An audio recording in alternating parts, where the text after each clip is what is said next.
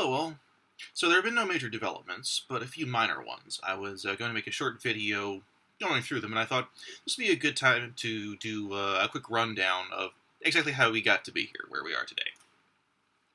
So, to form a government in Israel, you need to have a coalition that controls at least 61 seats in Israel's Knesset. There are 120 seats, you need a majority. So Bibi Netanyahu formed a right-wing government composed of right-wing religious and right-wing secular parties.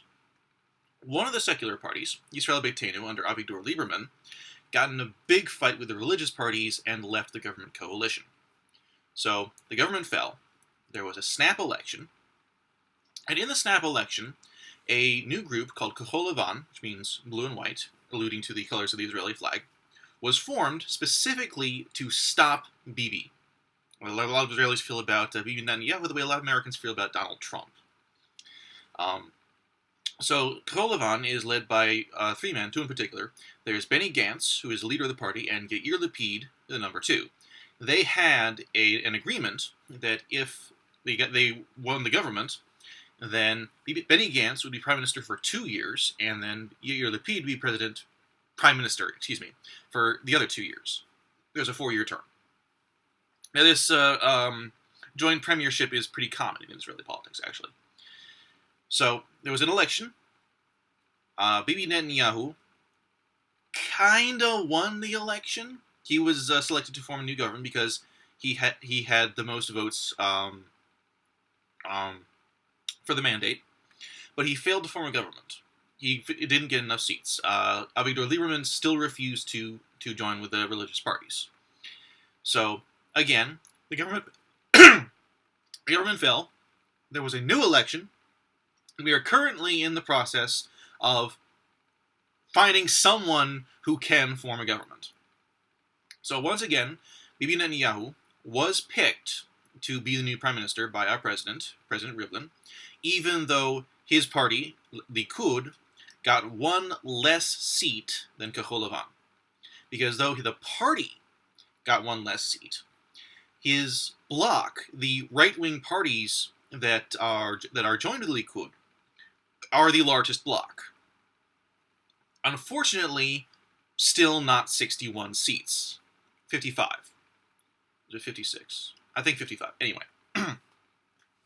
So, Bibi Netanyahu shocked everyone when he announced that if he failed to form a coalition of 61 seats to form a new government by Wednesday, then that was Wednesday last week, I believe, actually. Anyway, time is up. Then he would return the mandate. That's unheard of. Nothing has happened that I've heard of yet. So it's possible that Bibi Netanyahu has gone back on his word. It's possible that President Rivlin is refusing to accept the return of the mandate and is trying to convince him to keep trying. President Rivlin has been very clear that he really, really does not want there to be a third election. So it would be in character for him to try to get Bibi to work longer and harder to form a government. I don't know. There's nothing in the news about it. In other developments, Yair Lapid has announced, another first in Israeli politics, I believe, that he has decided to abrogate his agreement with Benny Gantz for the co-premiership. He's not breaking with Benny Gantz. He's not breaking with Likud, with Kahol Levan, He will stay in Kahol Levan. His party will stay in Kahol Levan, but he is giving up his shot at the prime ministership to make it easier to form a coalition, for Benny Gantz to form a coalition.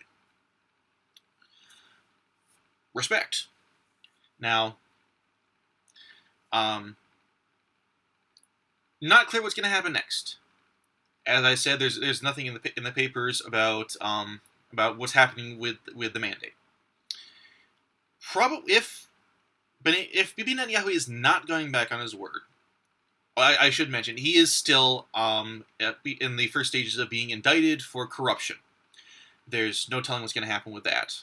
Some of the things that people are saying are corruption against him is very weak at best. Some of it, if true, is criminal cause.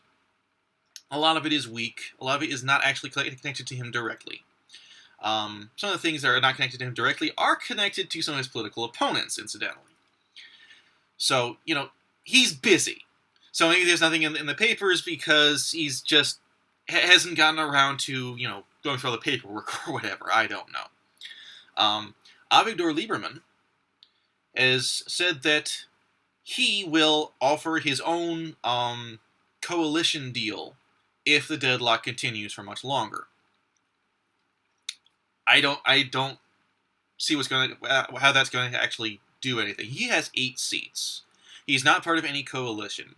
He's called the press has been calling him Kingmaker for months now, but his position is actually pretty weak. I don't see how he could form a coalition. He's been saying for a very long time that the only coalition that he will join is Kahol Lavan and Likud. I don't see that happening. But Bibi Netanyahu has called for an election for the Likud leadership, which is, again, an unexpected thing. There's a lot of unexpected things happening in Israeli politics this year. It seems unlikely that he will be unseated. The vast majority of Likud have publicly avowed their support for him, but there is at least one challenger inside Likud. So, if Bibi Netanyahu is unseated from Likud leadership, it would open up a lot of possibilities. It would make a Kahol Lavan and Likud partnership a lot more likely, because, as I said before, Kahol Lavan was formed very specifically against Bibi personally.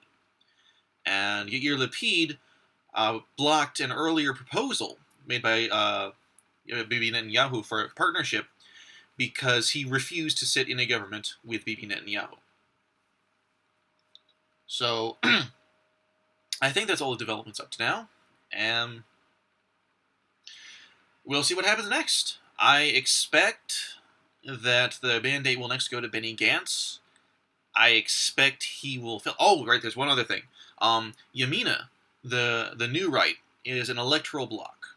It's a number of right-wing secular parties who joined together for the election. And now the electoral bloc is breaking up into the individual parties, each of which has a smaller number of seats than the total of the electoral bloc.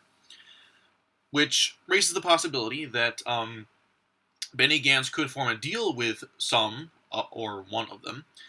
It's unlikely that will gain him the requisite number of seats to form a government, because they're all quite small parties.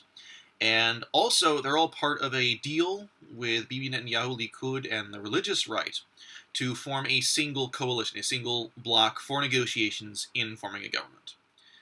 So, that could help out Benny Gantz and Kahol Lavan, but I don't think it will, really. So, right. Oh, so I think Benny Gantz will be given the mandate next, unless Bibi Netanyahu is